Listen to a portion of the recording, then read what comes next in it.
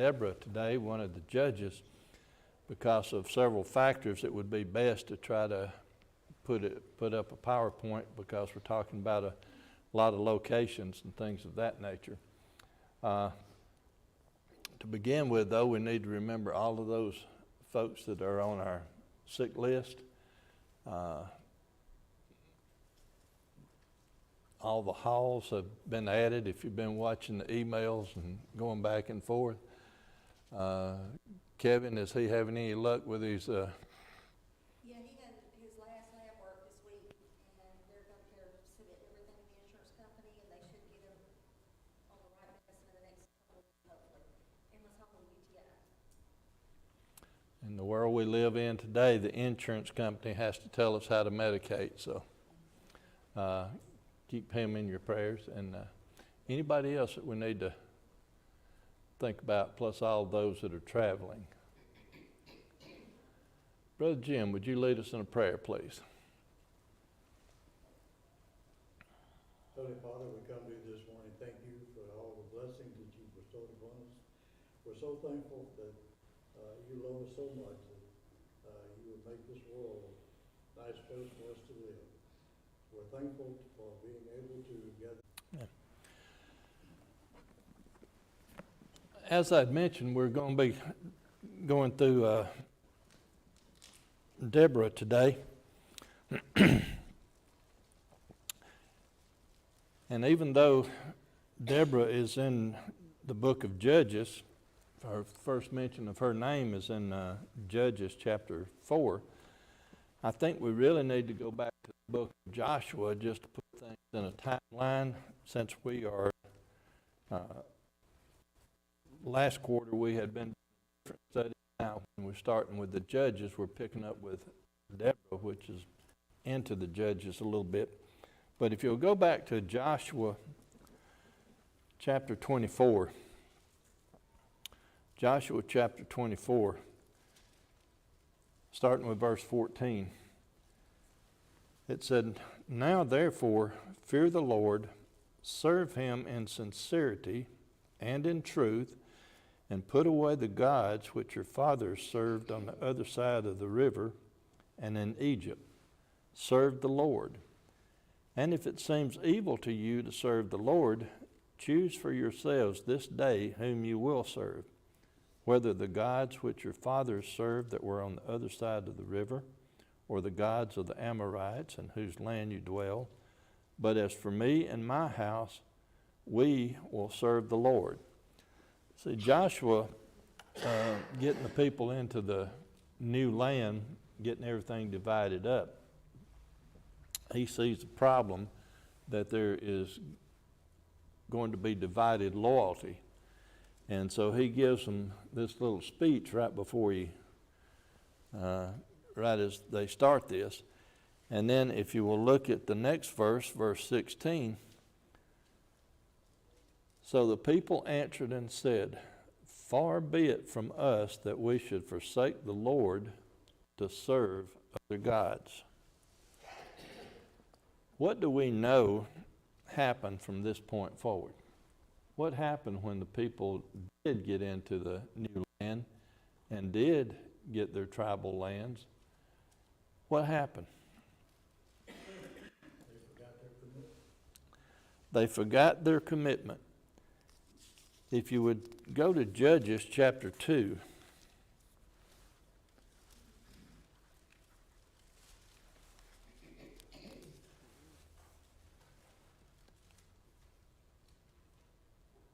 Starting with verse 1. "Then the angel of the Lord came up from Gilgal to Bochim and said, I led you up from Egypt and brought you to the land which I swore to your fathers. And I said, I will never break my covenant with you, and you shall make no covenant with the inhabitants of this land. You shall tear down their altars, but you have not obeyed my voice. Why have you done this?" And then if we'll look at Judges chapter 3 and verse 30.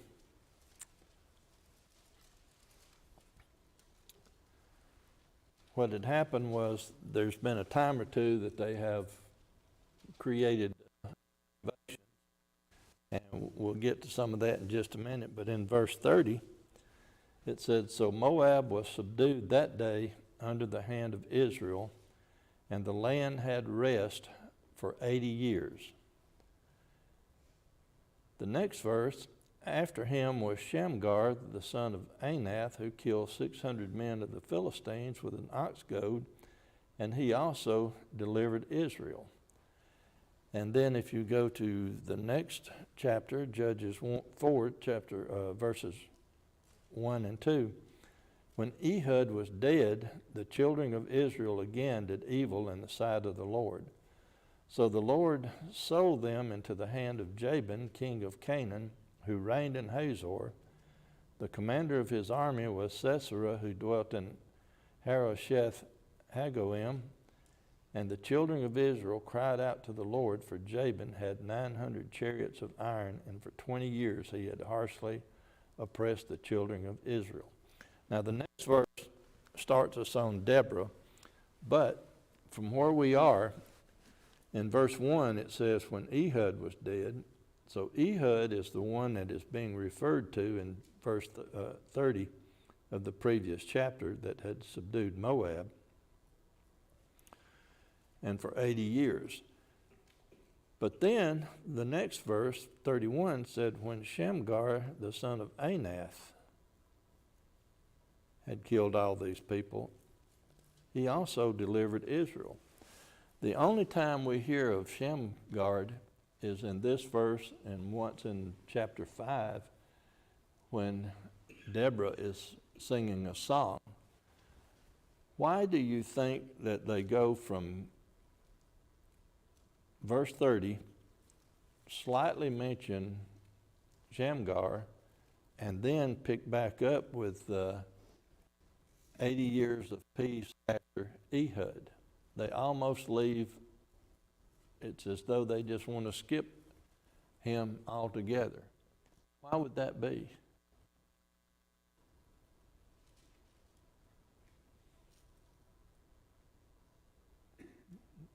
Nobody know? From the Bible, there's no way to know, because all it says is after Ehud, there was Shamgar and the Philistines.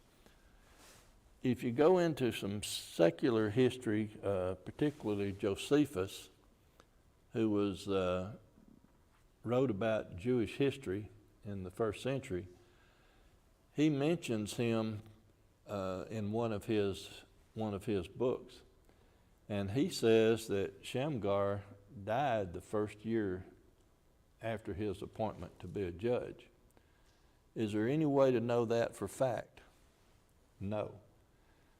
Does it make sense? Yeah, it does to me, because if he had died his first year, he had made this battle with the Philistines, however you pronounce it, but he had not really done anything to establish anything going on long term. So it's very possible that that's why it skips that way. Now, one thing we need to look at also, just to put things in perspective, is in verse 2 of chapter 4, it says, "So the Lord sold them into the hand of Jabin, king of Canaan, who reigned in Hazor. His army commander was Sisera, who dwelt in Harosheth Hagoim."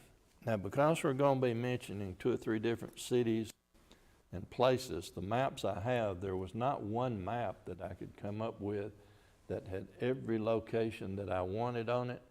So I'm using several maps here, but as we go through the maps, I'm going to try to make a reference to a location so that you can put them and know where they are.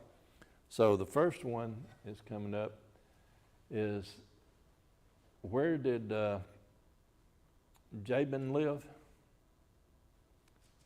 Verse 2. He lived in Hazor. If you'll look where the yellow arrow points, there's Hazor.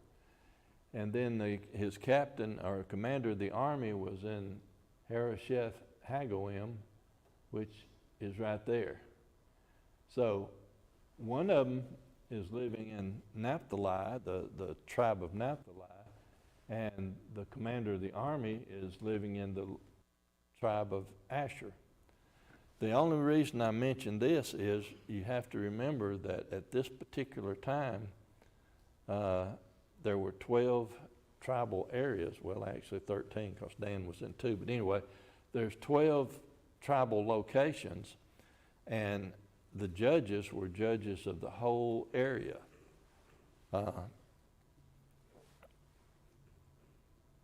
then verse 3 that we had already read said that the children of Israel cried out to the Lord, for Jabin had 900 chariots of iron, and for 20 years he had harshly oppressed the children. So, what's going to happen at this point is that God is going to help them out one more time, or again. He'll do it several times, but he'll help them again. Larry, I find it amazing that God was responsive every time they changed their mind. Let me put it that way. It seemed like it happened almost immediately.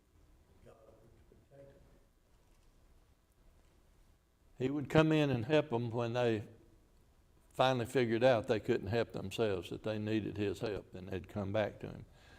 Now, this particular time in the study that we're going to be on, this time he chose a woman named Deborah to be the judge. This is the first time in Scripture where a woman is put in charge of something like this. Now, what do we know about this? And to put things back into a timeline, Othniel was the first judge. Ehud was the second.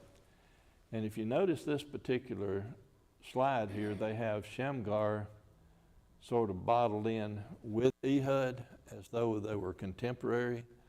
But if you believe the Bible and the verse that we read on previous chapter, verse 31, after Ehud was Shamgar. So I'm not saying that this is 100% correct on the map, but it does give us some kind of timeline, and that Ehud had defeated the Moabites, Shamgar had defeated the Philistines, and then Jabin was Canaanite. One of the other things that puts these two, Ehud and Shamgar, together, I didn't put a map up for this, but if you can recall the history of it, if you'll look at the Dead Sea, if you've got the Dead Sea right in front of you, what is to the east of the Dead Sea? What country or what land is east of the Dead Sea? That'd be Moab. Now, on the west bank and the west of the Dead Sea is Judah. You go farther west, and when you get to the Mediterranean Sea area, that is where the Philistines were. So if you want to look at it that way, Ehud took care of the east, Shamgar took care of the west. But then we come up here, and now they have messed up again and calling on help, and they're calling, and Deborah's going to come to the rescue. And we find out about Deborah in verse 4. For a very short verse, it tells us a whole bunch. It says, now Deborah, a prophetess, the wife of Lapidoth, was judging Israel at that time. From that one simple verse, what do we know about Deborah? We know that she was a prophetess. What is a prophetess?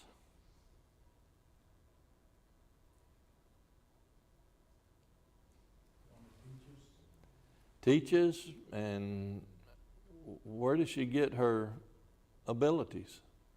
What is she prophesying? What's all that about?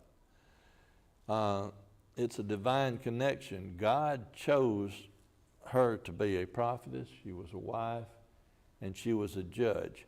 So from these three things right here, particularly prophetess and judge, what can you come up with about her character or anything else? And you've already mentioned one of them, ability to teach. What else would they have? What would God look for in somebody that he was going to make a judge and a prophet or a prophetess? I'm sorry? Somebody said something else. Wise. What else? Leader. What I've got down to start us off with is she was knowledgeable. She had intellect. God picked somebody that could figure out what was going on. She had understanding. What's the difference between knowledge and understanding?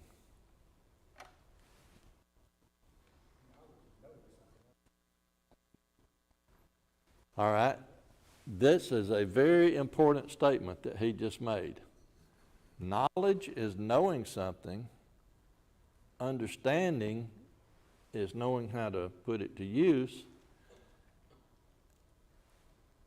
She was able to teach, as Brother Cox said, and she exercised wisdom. What is wisdom versus knowledge and understanding? Pardon? Applying, experience, applying. So God had chosen Deborah, a prophetess, a wife, a judge, because she was intelligent, understanding, able to teach, exercise wisdom. Let's look at, yes, sir. I've often studied the judges. The question comes up in classes in the past is whether the judges were like that to begin with, that God chose them, or were they like that because God chose them. I think it's a little bit of both. I was going to ask you what's your answer on that. I take it that it's both. It's to me, God uses people that have certain propensities or certain abilities, and he would not have chosen Deborah if she did not already display some ability. Same way if you go to the New Testament, why did God choose Mary to have Christ?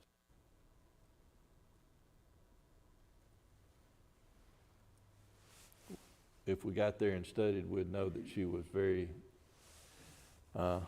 religious. So now let's look at verse 5. Verse 5 says that she would sit under the palm tree of Deborah between Ramah and Bethel in the mountains of Ephraim, and the children of Israel came up to her for judgment.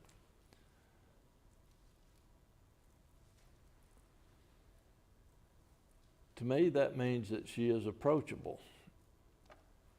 The children of Israel came to her for judgment. Now, where did it say that she was? Between Ramah and Bethel. Okay, that is right there.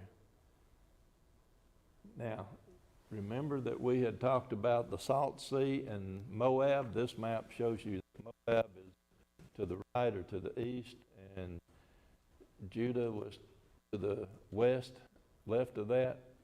It does not have the Philistines there on the Mediterranean, but they were along that border there down into Gaza and all. Now she was set under a palm tree between Bethel and Ramah, and the map is almost clear enough you can tell it, but Bethel was in Ephraim, and she was in the Mount of Ephraim, and Ramah is in the tribe of Benjamin. Those two areas, we're not going to get into distances because every map is on a different scale and be hard for us to keep up with. But you can see those two are pretty close together, and if measured out, they're probably about only 8 miles apart. But she stayed between under the palm tree there for that.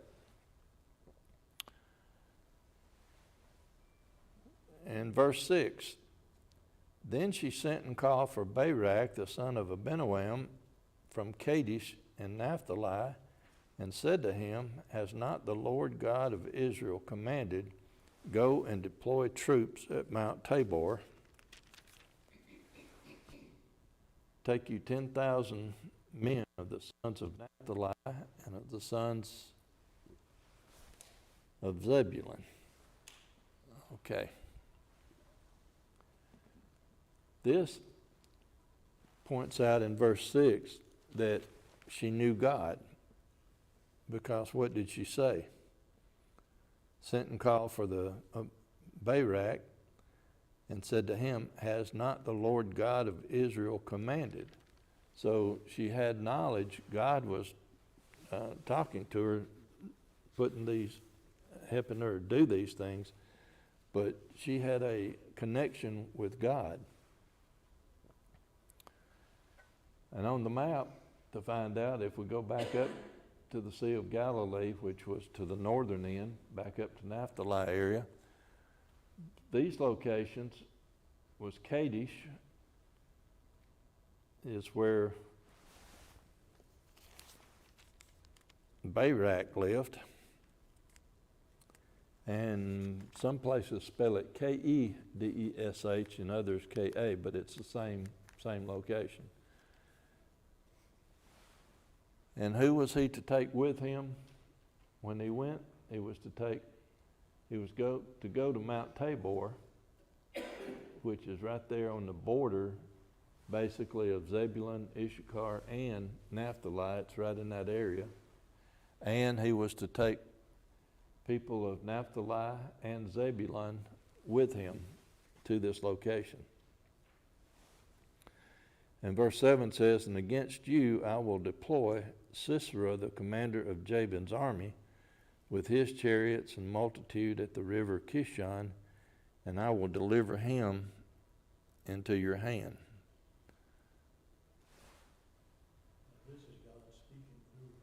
This is God speaking through her. So that was verse 7. Now we get a little bit tighter image on Zebulun that we had looked at. And we're going to look at the locations where all this is taking place. There's Mount Tabor. That's the river Kishon.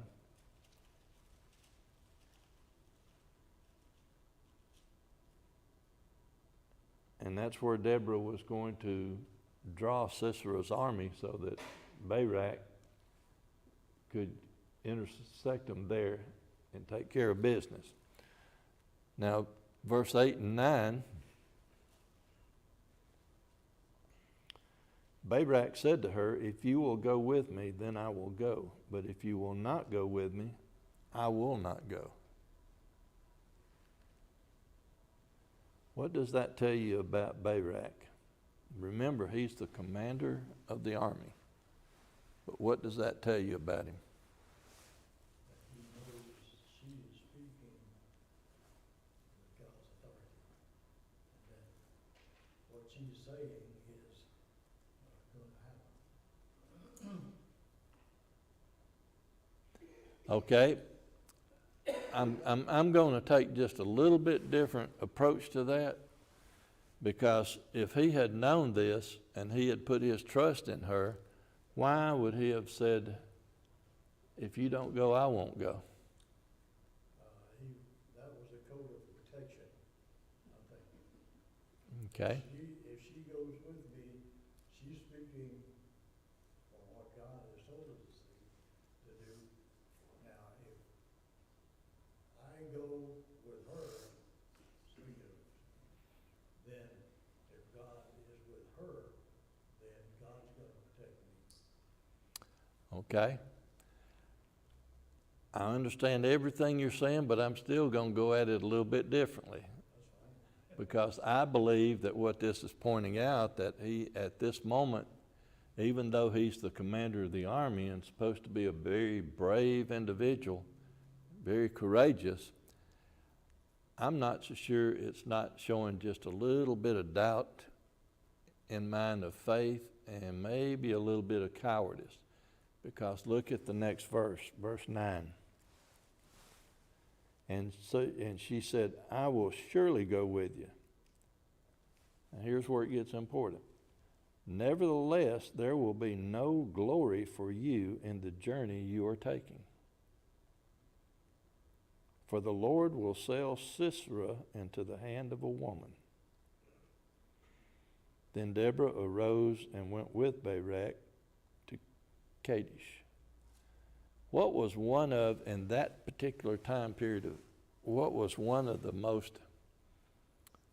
worst things that could happen to a brave man? Be defeated by a woman, or have a woman put above him. Here, because, in my opinion, and everybody jump in on this one that wants to, in my opinion, what this is pointing out, that with that little bit of show of cowardice, I'm not going unless you go. She says, I'm going to go. We're going to do this. This is what the Lord has commanded. We're going to take care of business. But because of this, you're not going to get any glory out of it. Matter of fact, God is going to give Sisera over to let a woman take care of business. How many people I got on my side, and how many are on Brother Jim's side on that one? Brother Larry, what background do we have on there at all, besides that he was the son of Abiel and from this particular place? He Do was you know anything else about him? commander of the army. And that's all I took time to look up. I didn't go into a deep dive on him, so I'm not sure that. When you say commander of the army, is this a position he's held up until this point, or is this his first time? Well, I would assume that and assume gets you in trouble, but I would think that he had been and not newly appointed, but because she only has to tell him what to do, not how to do it. Even though along the way she continues to guide him. So Larry, let me ask you a question, because we kind of jumped into the judges in the middle.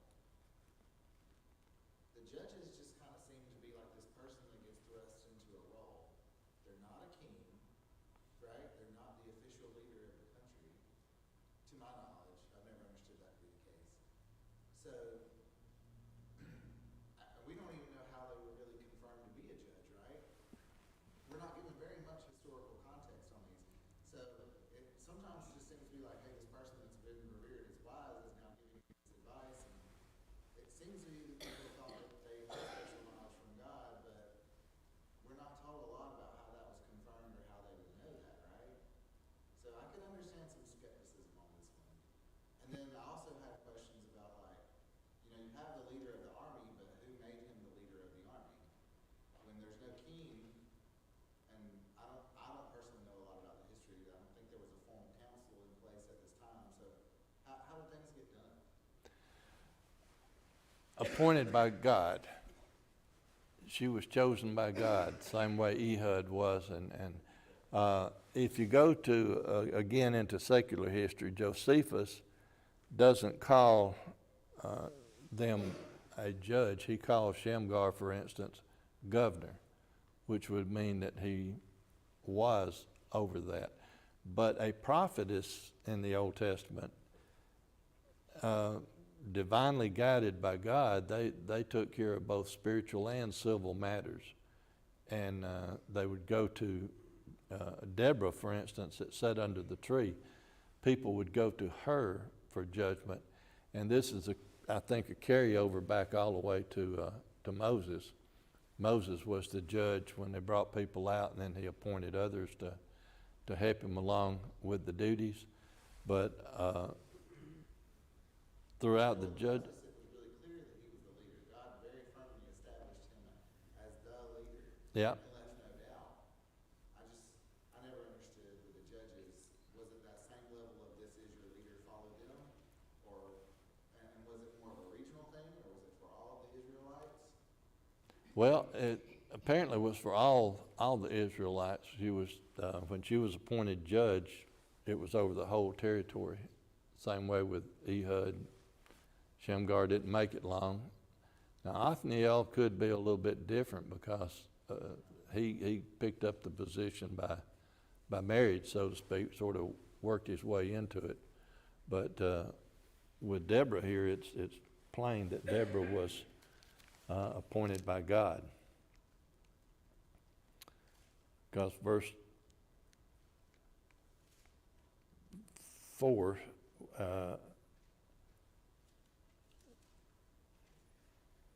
the prophetess part there indicates that it was God connected. Good question, though. We'll have to do some more research into that. I kind of translate or use the last judge as the example that he was chosen by God. The people knew it. Samuel, everybody knew he was a prophet. He was the last judge. I kind of think it was the same way all the way through there. Because a lot of times they'll say God raised up a judge to do this. I think they do, and then I don't think there was a particular council or whatever, but it does seem kind of strange to me that she sat in that one little spot to judge, and she didn't, she wasn't a traveling preacher, basically. They came to her. And also, she sat under a tree instead of where did the men prophets sit when they were at the gate of the city. So that also puts her in a little bit different point. Larry, in chapter 3 with Othniel, in verse 10, it said the Spirit of the Lord came upon him and he judged Israel. Right. So the Spirit came upon him, so in like manner, he may have correlated with the others Correct. as he chose. And if you get into even when the kings were being appointed, they would send a prophet out to pour oil on one of them and say, "Tag, you're it," and then the word would spread. They didn't have a big commemorative or a big gathering.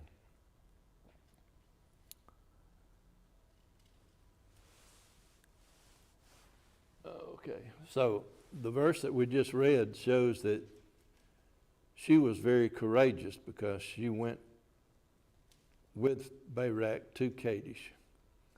And in verse 10 through 13,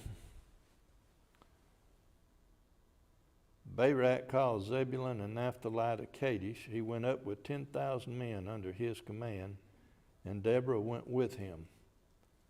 Now Heber, the Kenite of the children of Hobab, the father-in-law of Moses, had separated himself from the Kenites and pitched his tent near the terebinth tree at Zaanaim, which is beside Kadesh.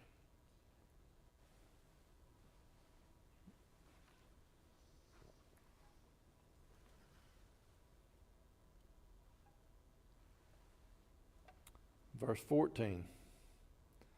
Then Deborah said to Barak, "Up, for this is the day in which the Lord has delivered Sisera into your hand. Has not the Lord gone out before you?" So Barak went down from Mount Tabor with 10,000 men and followed him. So you had mentioned earlier that one of the qualities she had was leader. So here she is basically a leader of leaders. Barak was the commander, he was the leader, but she was leading Barak in the way things would go. In that day and time, that chariot of iron was an awesome weapon. 900 don't seem like very many, but you're going against 10,000 men that doesn't have chariots. They're on foot. So this victory is not because of the chariots, it's because God was with Deborah and Barak. If you want to bring that up to some modern terms of what he was saying, that would be like putting the Panzer Division of the Germans against foot soldiers in World War II. So it's, and that's one reason they were so afraid, because, as you say, the iron chariots. What made those iron chariots so formidable as a weapon?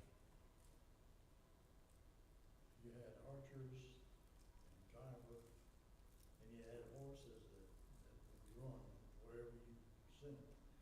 And if you're shooting arrows from a chariot, a foot soldier with a sword doesn't have much of a chance.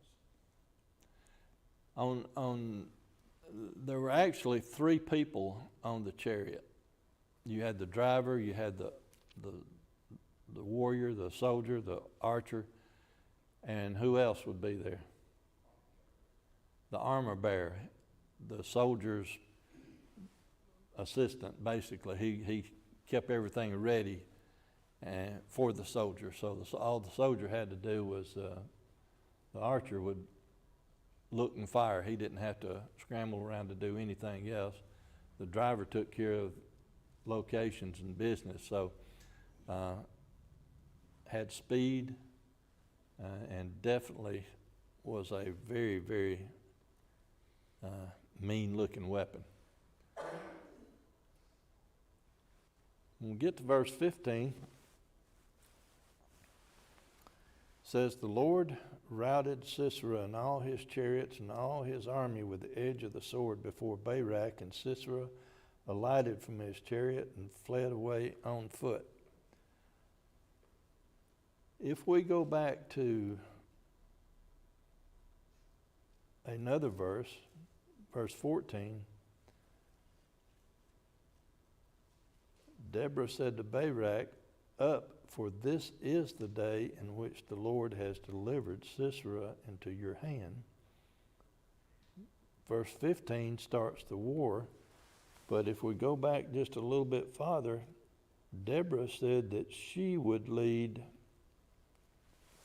them to the river Kishon. Again, this is God working through her, getting things accomplished. And here she's giving credit to God. Now, here comes the battle. Zebulun and Mount Tabor.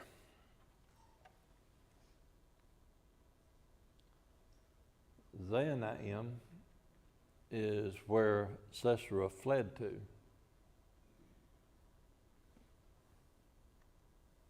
Verse 17 through 24. Sisera fled on foot to the tent of Jael, the wife of Heber the Kenite, for there was peace between Jabin, king of Hazor, and the house of Heber the Kenite. And Jael went out to meet Sisera and said to him, "Turn aside, my lord, turn aside to me, do not fear." And when he had turned aside with her into the tent, she covered him with a blanket. Then he said to her, "Please give me a little water to drink, for I am thirsty." So she opened a jug of milk, gave him a drink, and covered him. And he said to her, "Stand at the door of the tent, and if any man comes and inquires of you and says, 'Is there any man here?' you shall say, 'No.'" Then Jael, Heber's wife, took a tent peg and took a hammer in her hand and went softly to him and drove the peg into his temple, and it went down into the ground, for he was fast asleep and weary. So he died. And then as Barak pursued Sisera, Jael came out to meet him and said to him, "Come, I will show you the man whom you seek." And when he went into her tent, there lay Sisera dead with the peg in his temple. So on that day God subdued Jabin, king of Canaan, in the presence of the children of Israel, and the hand of the children of Israel grew stronger and stronger against Jabin, king of Canaan, until they had destroyed Jabin the king.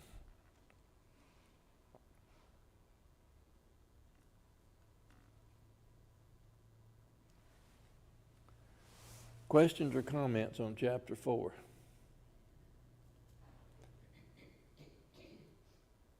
This is God showing his power through God showing his power man. and using different people to accomplish that. And I'm wondering, at the area that they were fighting, if those chariots didn't sink, or they were not useful. Well, Speculation. that is speculation, but I don't really think they did, because I skipped a couple of verses in there. If we'll go back to verse 12 and 13, it says, they reported to Sisera that Barak, the son of Abinoam, had gone up to Mount Tabor. So Sisera gathered together all his chariots, 900 chariots of iron, and all the people who were with him from Harosheth Hagoim to the river Kishon. All right, so they get to the river Kishon, that's where the battle was going to take place.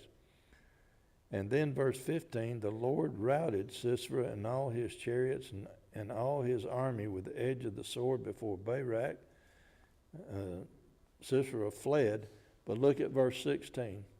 Barak pursued the chariots and the army as far as Harosheth Hagoim, and all the army of Sisera fell by the edge of the sword, and not a man was left. So when they come into this battle location, they go from Mount Tabor to the river Kishon, where the battle was going to take place, and then they chase them all the way back to where they had come from, Harosheth Hagoim, and then killed them all there. So I don't think it's like the Egyptians in the Red Sea and all of them got bogged down. I think that they just turned tail and ran.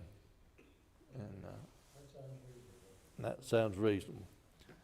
I'm running out of time. I got 4 minutes. There's 4 more verses that mention Deborah, and they are in chapter 5, starting with verse 1. Then Deborah and Barak, the son of Abinoam, sang on that day, talking about everything that had taken place.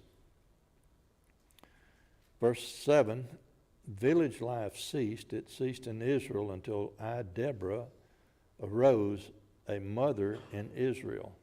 So with her being a woman, mother over Israel, again, God working with her on that.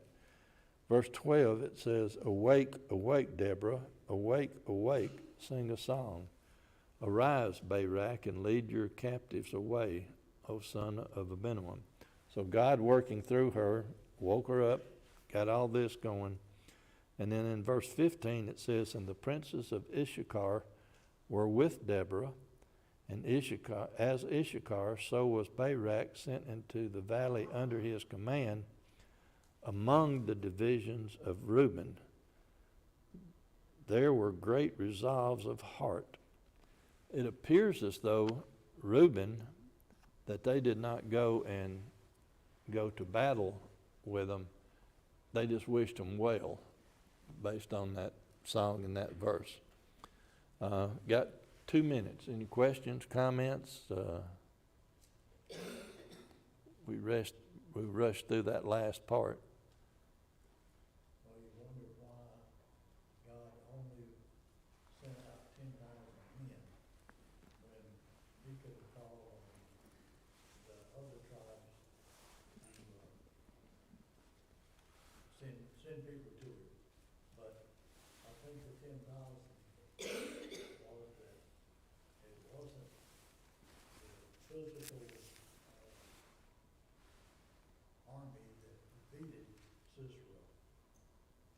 God had a hand in it. That's true. Now, if we go back to verse 3 of chapter 5, in our song it says, hear, O kings, give ear, O princes. I, even I, will sing to the Lord. I will sing praise to the Lord God of Israel. So she recognized who the honor and the glory went to. And I've got up there as a closing verse, 1 Timothy 1 and verse 17. If somebody would find that and read that, 1 Timothy 1 and 17.